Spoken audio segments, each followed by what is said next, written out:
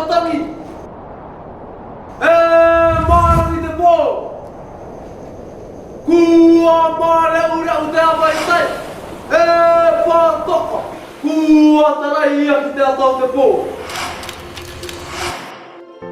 This year we welcomed students from across our Pā Enua and Hawai for a cultural exchange grounded in conservation, cultural revitalization, and a shared learning.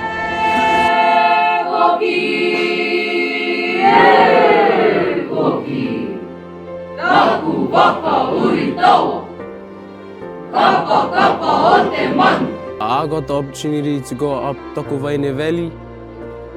I learned a lot from Uncle Tēnā, and we uncovered something that might have been a marae to our ancestors.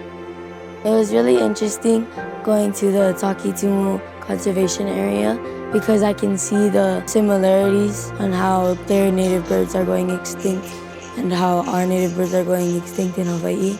Kōrero te apurokaramu I te apai akurunga I te maunga, e ki te o te mukamika o te maunga I Rarotonga nei. O marama tātou, ka re maunga I Nupurua. It was heartwarming to see everyone fully embracing their culture, who they are, and where they come from.